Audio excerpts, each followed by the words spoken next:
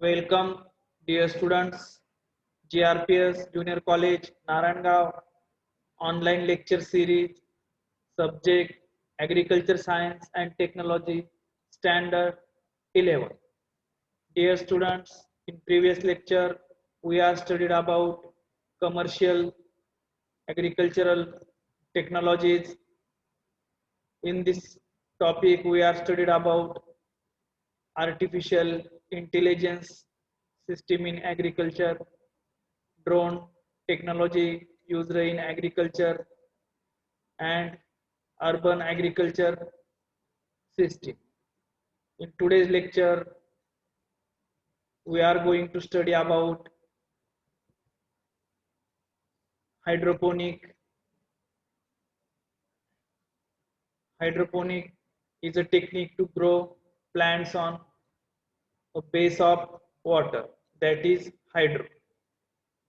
Hydroponic कशाला म्हणायचं तर जे प्लांट्स आपण पाण्याच्या बेसवरती त्याची लाईफ सायकल कंप्लीट करतो अशा टेक्निकला आपण हायड्रोपोनिक असं म्हणतो.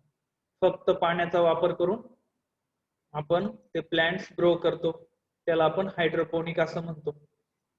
No soil used in this case. Essential plant nutrients are added in the water to nourish the plants. या कंडिशन मध्ये आपण मातीचा कुठलाही वापर करत नाही. Essential plant nutrients added in water to nourish the plants. प्लांटचं नरिशमेंट करण्यासाठी त्या ठिकाणी आपण प्लांट न्यूट्रिएंट्सचा वापर करत असतो. Nutrients can be source from organic substance and chemical fertilizer. जे न्यूट्रिएंट्स आपण वापरतो ते ऑर्गॅनिक सबस्टन्स असतात किंवा केमिकल फर्टिलायझर्स त्या ठिकाणी ते वापरले जातात. Roots are expose in this solution or may be supported by an inert medium such as perlite or gravel. यामध्ये जे रूट्स आहेत प्लांटचे ते सोल्युशन मध्ये त्या ठिकाणी बुडवलेले असतात आणि त्याला सपोर्ट देण्यासाठी काही इनर्ट मीडियम वापरतात. इनर्ट मीडियम मध्ये मग परलाइट किंवा ग्रॅव्हल. ग्रॅव्हल म्हणजे काही दगडाचे तुकडे असतात ते तुकडे त्या ठिकाणी वापरले जातात. परलाइट सुद्धा त्या ठिकाणी दगडाचाच त्या ठिकाणी प्रकार आहे तो त्या ठिकाणी ग्रोथ मीडियम मध्ये वापरला जातो. Then sub irrigation or top irrigation is provided for continuous circulation of media solution. Sub irrigation और टॉप इरिगेशन जे प्रोव्हाइड केलं जातं ते continuous circulation of medium solution. जे मीडियम सोल्युशन तयार केलेलं आहे त्यामध्ये कंटिन्युअसली त्या ठिकाणी ते वापरलं जातं. त्या ठिकाणी खालच्या बाजूने म्हणजे रूटच्या साईडनं त्या ठिकाणी पाण्याचा फ्लो ठेवला जातो आणि टॉप इरिगेशन सुद्धा या ठिकाणी दिलं जातं. Container of that then metal and made from plastic or glass are commonly use. तर यामध्ये जे कंटेनर वापरलं जातं त्यामध्ये एकतर ते मेटलचे असतात किंवा प्लॅस्टिकचे असतात.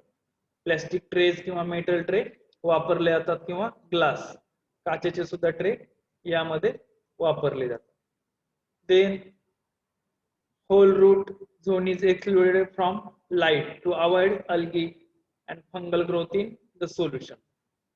त्यानंतर जे रूट चा जो पार्ट आहे तो पार्ट त्या ठिकाणी लाईट पासून अवॉइड केला जातो तो झाकून घेतला जातो to avoid algae and fungal growth in the solution. त्यामध्ये जे अल्गीची जी वाढ होऊ नये म्हणून त्या ठिकाणी अशा पद्धतीने त्या ठिकाणी जे रूट्स एक्सपोज होऊ दिले जात नाही लाईटला किंवा फंगल ग्रोथ होऊ नये म्हणून त्या ठिकाणी ते लाईट पासून अवॉइड केले जातात रूट्स जे आहेत. तर हायड्रोपोनिक्स मध्ये या ठिकाणी लक्षात ठेवा hydroponic is a technique to grow plants on base of water. वॉटरच्या बेसवरती हायड्रोपोनिक प्लांट्स त्या ठिकाणी ग्रो केले जातात त्याला आपण हायड्रोपोनिक असं म्हणतो. Then hydroponic can be classified as per maintenance of the media solution as below. तर हायड्रोपोनिक मध्ये त्या ठिकाणी दोन टाईप आहेत, एक static solution culture and continuous flow solution culture. Static solution culture and continuous flow solution culture हे दोन त्या ठिकाणी याचे टाईप आहेत. त्यातला first static solution culture. Hydroponic मध्ये आपण स्टॅटिक सोल्युशन कल्चर काय आहे ते पाहू. In static solution culture media solution is stable in the container. Static solution culture मध्ये काय आहे तर media solution is stable in the container. Container मध्ये जे आपण लिक्विड मटेरियल टाकणार आहोत ते त्या ठिकाणी स्टेबल असतं, त्यामध्ये आपण चेंजेस करत नाही. Then particular level is maintain to keep some of the roots expose in air or for availability of oxygen, or the solution may be aerated by using aquarium aeration pump system. तर ह्या system मध्ये static solution culture system मध्ये त्या ठिकाणी एक level सोल्युशनची maintain ठेवली जाते, जेणेकरून त्याचे रूट्स त्या ठिकाणी त्या पाण्यामध्ये बुडले जातील आणि काही रूट्स त्या ठिकाणी वरती राहतील पाण्याच्या, जेणेकरून त्यांना हवेचा जो ऑक्सिजन आहे तो रूट्सला त्या ठिकाणी घेता येईल. किंवा पाण्यामध्ये ऑक्सिजन काही वेळेस त्या ठिकाणी विरघळण्यासाठी त्या ठिकाणी पंप बसवलेला असतो, तो पंप त्या ठिकाणी हवा पाण्यामध्ये मिक्स करतो, जेणेकरून ऑक्सिजन त्या ठिकाणी उपलब्ध होईल. Then when concentration of nutrients in the solution is decreased, new solution is added or previous one is replaced periodically. तर या ठिकाणी जर सोल्युशन मध्ये जर न्यूट्रिएंट कॉन्सन्ट्रेशन डिक्रीज झालं, कमी झालं, तर त्या ठिकाणी नवीन सोल्युशन आपण ऍड करायचं आहे आणि जुनं सोल्युशन त्या ठिकाणी काढून टाकायचं आहे. Then static solution hydroponic method is generally followed for home scale or small units. Static solution method जी आहे तर ती होम स्केलला वापरली जाते, म्हणजे घरातल्या घरामध्ये आपण काही व्हेजिटेबल्स ग्रो करू शकतो, किंवा स्मॉल युनिट मध्ये अशी मेथड वापरली जाते. Containers like used drums, plastic buckets, packing materials, PVC pipes, etc. are used at home. तर यामध्ये कंटेनर्स, त्यामध्ये ड्रम्स आणि प्लास्टिक बकेट्स आपण वापरू शकतो. त्याचबरोबर पॅकिंग मटेरियल्स, पीव्हीसी पाईप्स यांचा सुद्धा वापर त्यामध्ये केला जातो. Then it is a simple and low cost method. ही जी मेथड आहे ती सिंपल आणि लो कॉस्ट मेथड आहे. Green fodder production by using seeds of maize is commonly used hydroponic by dairy farmers in India. इंडियामध्ये ही जी method आहे तर ती कॉमनली डेअरी फार्मर जे आहेत, जे दूध व्यवसाय करतात, असे शेतकरी त्या ठिकाणी हायड्रोपोनिक चारा निर्मिती करतात. Then fodder including maize, barley, oat, sorghum, rye, alfalfa and triticale, hybrid of wheat and rye, can be produced by hydroponics. आता हायड्रोपोनिक मेथड वापरून त्या ठिकाणी आपण मेज, बार्ली, ओट, सोरगम, सोरगम म्हणजे ज्वारी, राय, राई हा एक व्हीट सारखाच प्रकार आहे, व्हीट सारखंच एक धान्य पीक आहे. देन अल्फाल्फा हे एक ग्रास आहे. देन ट्रिटिकेल, ट्रिटिकेल म्हणजे काय आहे तर hybrid of wheat and rye, wheat आणि राईचा क्रॉस करून ट्रिटिकेल एक चारा पीक तयार केलेला आहे. Can be produced by hydroponic. Hydroponic मध्ये आपल्याला त्या ठिकाणी हे वेगवेगळ्या ज्या स्पेसीज आहेत त्या ठिकाणी आपण ग्रो करू शकतो. Then by this method on an average 1 kg of seeds can be converted into 6 to 8 kg green fodder within 8 to 10 days. He method जर आपण वापरली स्टॅटिक सोल्युशन कल्चरची तर 1 किलो सीड पासून आपल्याला 6 ते 8 kg ग्रीन फॉडर त्या ठिकाणी मिळतो. 8 ते 10 दिवसामध्ये, 8 ते 10 दिवसामध्ये आपल्याला 6 ते 8 किलो चारा 1 किलो बियाण्यापासून उपलब्ध होतो. Under hydroponic system this equates only 2 to 5% of water used in traditional fodder production. आता हायड्रोपोनिक सिस्टीम मध्ये आपल्याला 2 ते 5% पाण्याचा वापर करून त्या ठिकाणी फॉडर प्रोडक्शन करता येतं. त्यानंतर जी ट्रॅडिशनल मेथड आहे, जी पारंपरिक पद्धत आहे आपण शेतामध्ये जी करतो, त्याच्यापेक्षा 2 ते 5% वॉटरचा यूज या ठिकाणी होत असतो.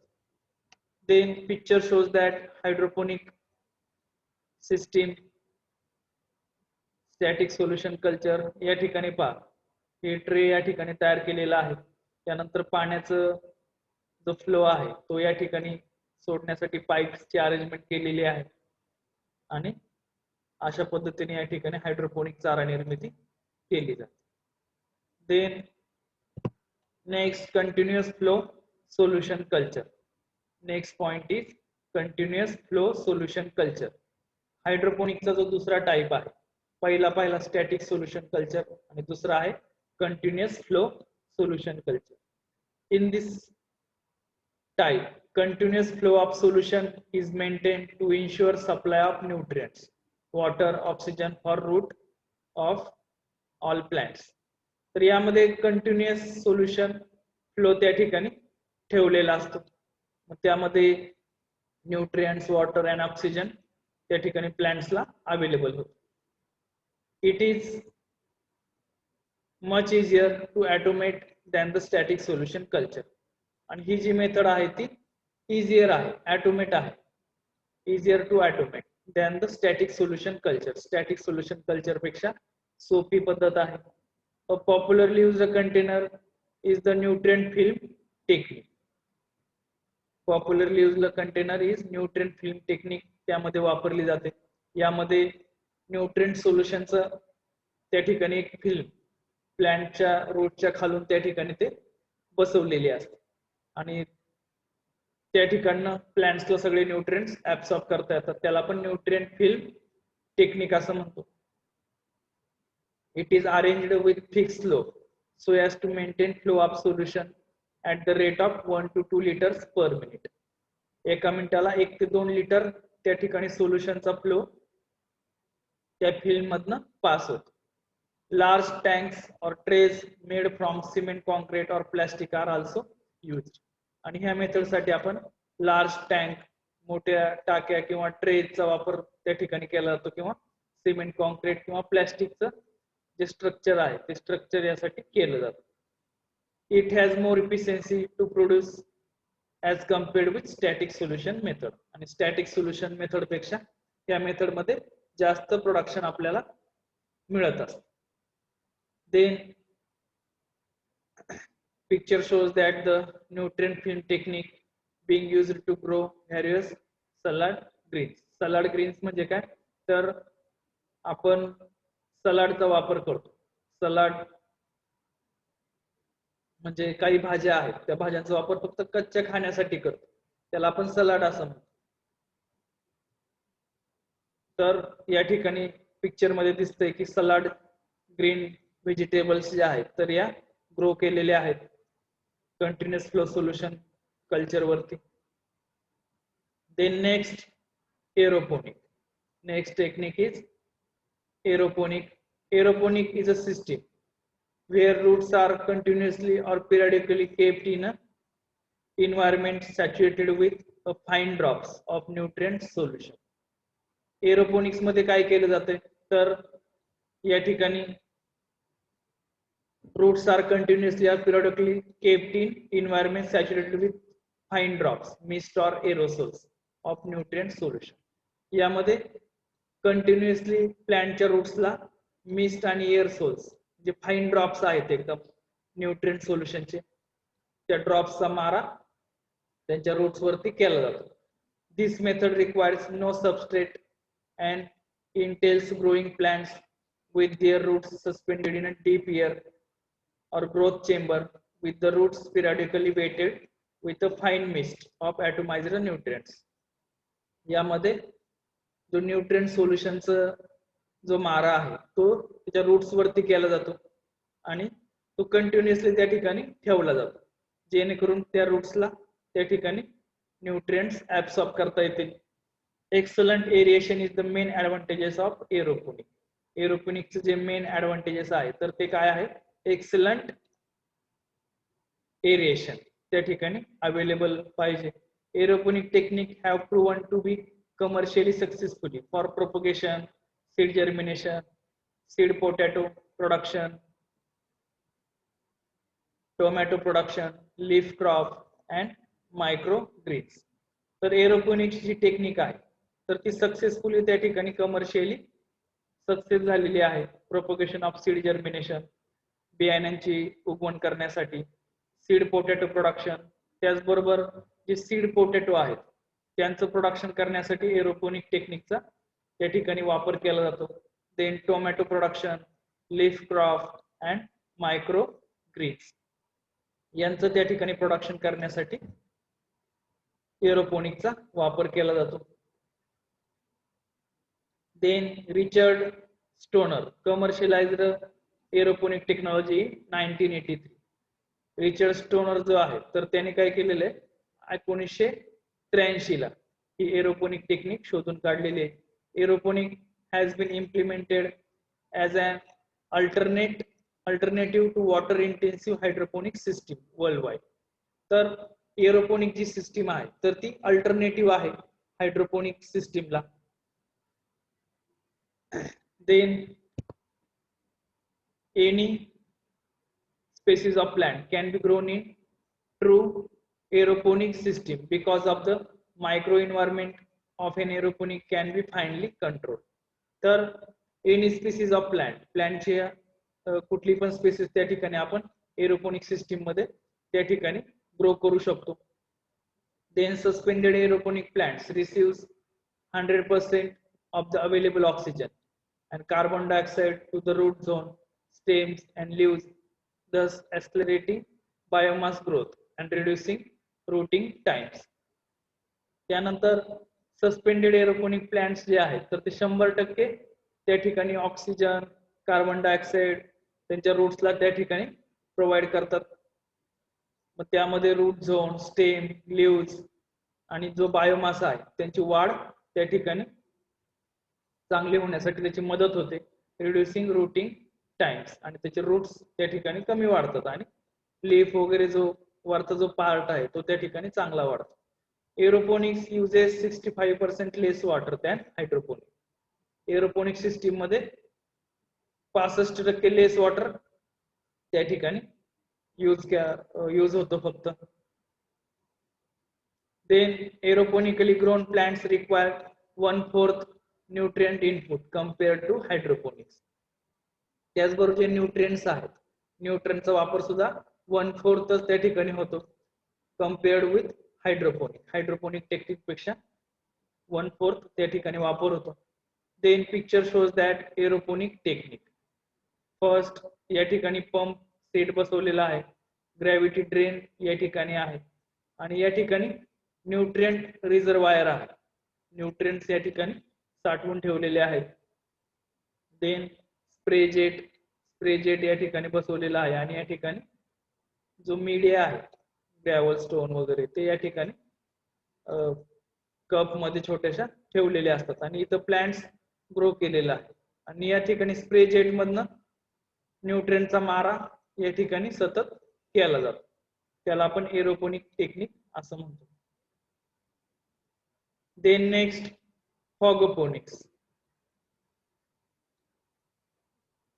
Phagoponic is a derivation of aeroponics where the nutrient solution is aerosolized by diaphragm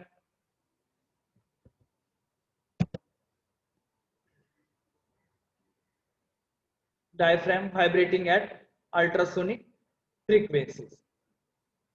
तर फॉगोपोनिक्स मध्ये आपण या ठिकाणी एरोपोनिक्सच त्या ठिकाणी पुढचा टाइप आहे. यामध्ये वॉटरचे एकदम मायन्यूट ड्रॉपलेट्स तयार केले जातात आणि ते प्लांटच्या रूट्स वरती त्याचा मारा केला जातो. त्याला आपण फॉग असं म्हणतो. फॉग आपण सेकंड चॅप्टर मध्ये आपण पाहिलेला आहे. फॉग म्हणजे एक धुक्याचाच त्या ठिकाणी प्रकार आहे. त्यामध्ये मायन्यूट वॉटर ड्रॉपलेट्स असतात. Solution droplets produced by this method tends to 5 to 10 mm in diameter. त्याची जो डायमीटर जो आहे तर तो त्याचा डायमीटर जो आहे तो 5 ते 10 म्युएम एवढा असतो. Smaller than those produced by forcing a nutrient solution through pressurized nozzle as in aeroponics. Aeroponics मध्ये जसं आपण प्रेशरने त्या ठिकाणी जे लिक्विड सोल्युशन आहे त्याचा मारा आपण त्याच्या रूट्स वरती करत असतो. त्या पद्धतीनं या ठिकाणी फॉगोपोनिक्स सिस्टीम केली जाते. The smaller size of droplets allow them to diffuse through the air more easily and delivers nutrient to the roots without limiting their access to oxygen. तर स्मॉलर साईजचे जे ड्रॉपलेट्स आहेत तर ते त्या ठिकाणी एअर मध्ये रूटच्या आजूबाजूला त्या ठिकाणी ते सोडले जातात. डिलिव्हर न्यूट्रिएंट्स टू द रूट्सला त्या ठिकाणी ते न्यूट्रिएंट प्रोव्हाइड करतात. त्याचबरोबर ऑक्सिजनचा सुद्धा त्या ठिकाणी पुरवठा केला जातो. Then next point is genetic modification. Commercial farming मधला त्या ठिकाणी आपण वेगवेगळ्या ज्या ऍग्रिकल्चर टेक्निक आहेत त्यामध्ये आता पुढचा मुद्दा जो आहे तो genetic modification. Genetically modified crops, GM crops or biotech crops are plants used in agriculture, the DNA of which has been modified using genetic engineering method. तर ह्या मेथड मध्ये जेनेटिकली मॉडिफाईड क्रॉप्सचा वापर केला जातो.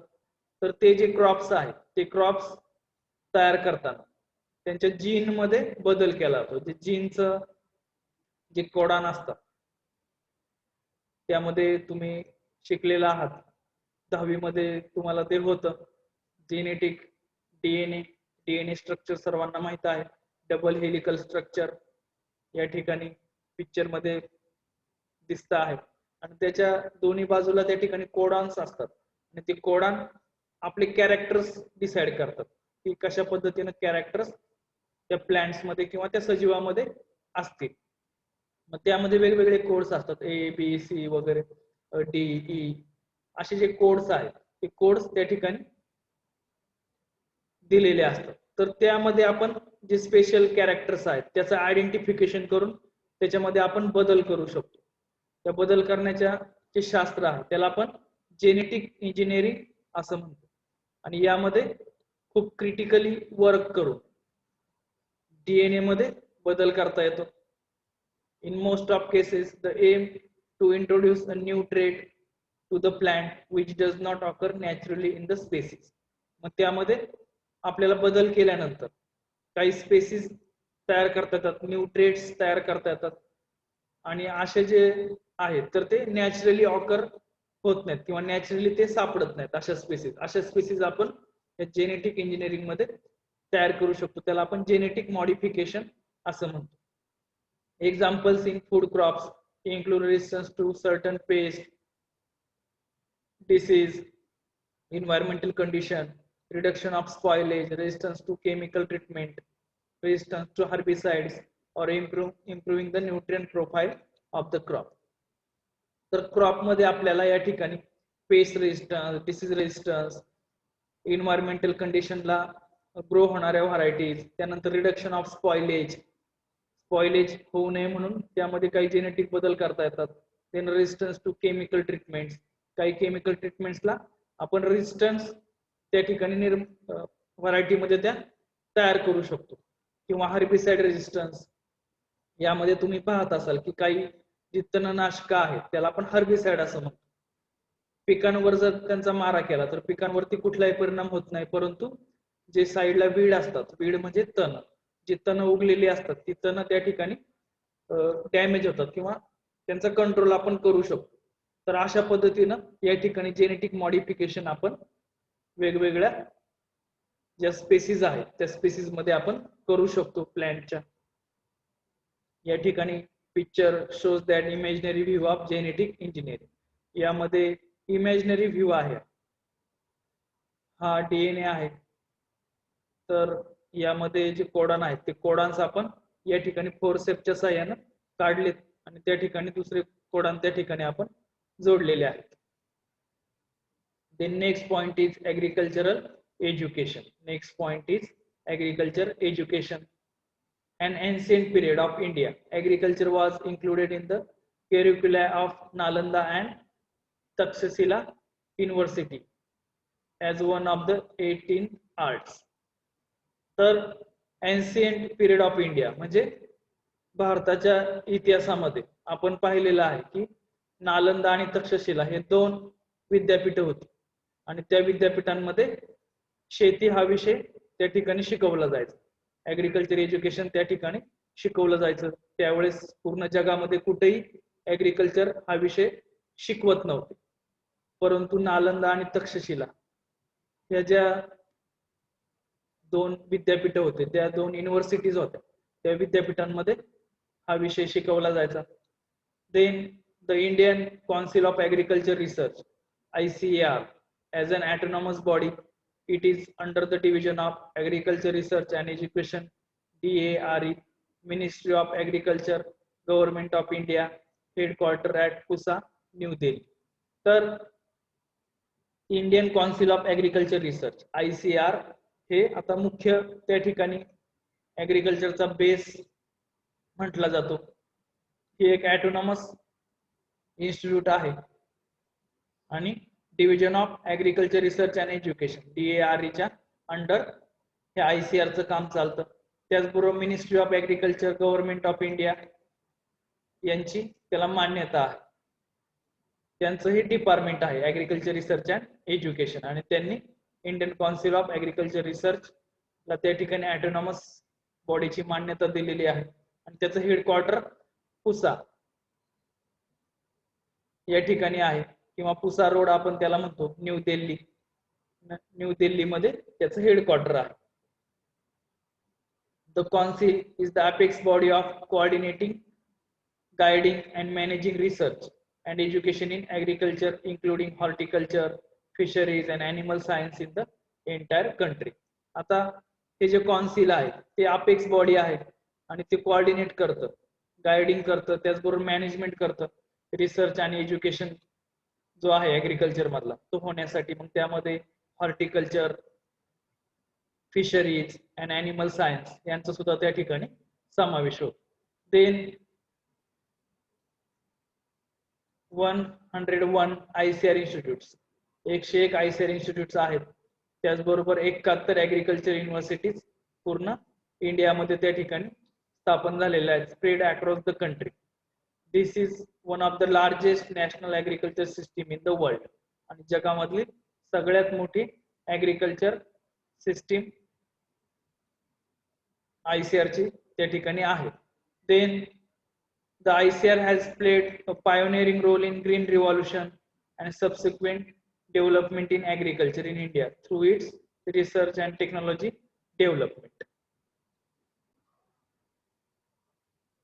तर यामध्ये ICAR चा जो मुख्य रोल आहे तर तो ग्रीन रिव्होल्यूशन मध्ये त्या ठिकाणी होता, जी हरित क्रांती झाली 1965-66 च्या दरम्यान. त्यानंतर वेगवेगळ्या ठिकाणी जो रिसर्च चालू आहे, त्याचबरोबर ज्या वेगवेगळ्या टेक्नॉलॉजी डेव्हलप झालेल्या आहेत तर ते ICAR त्या ठिकाणी त्याचा मुख्य रोल आहे. It has played a major role in promoting excellence in higher education in agriculture. त्याचबरोबर ऍग्रिकल्चर मध्ये जे हायर एज्युकेशन आहे म्हणजे त्या MSc आहे, PhD आहे, पोस्ट डॉक्टरल डिग्री आहेत, तर या सगळ्यांमध्ये त्या ठिकाणी ICAR चा मुख्य रोल आहे. Then Maharashtra government has established 4 agriculture universities.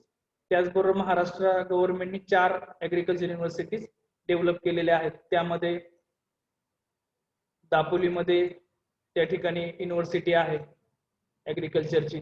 त्यानंतर राहुरी या ठिकाणी महात्मा फुले कृषी विद्यापीठ ते त्या ठिकाणी स्थापन झालेलं आहे. त्यानंतर अकोला या ठिकाणी आहे पंजाबराव देशमुख कृषी विद्यापीठ. त्यानंतर परभणीला या ठिकाणी एक कृषी विद्यापीठ आहे.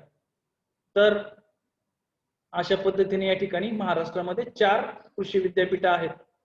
These universities are coordinated by Maharashtra Council of Agriculture, Education and Research MCAER, established on 10th of September 1984.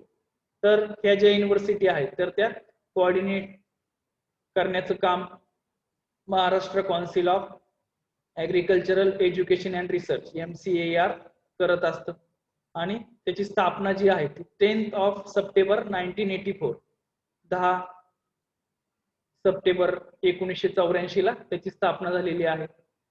Details regarding different courses, eligibility criteria, admission process etcetera are available on the website of this organisation.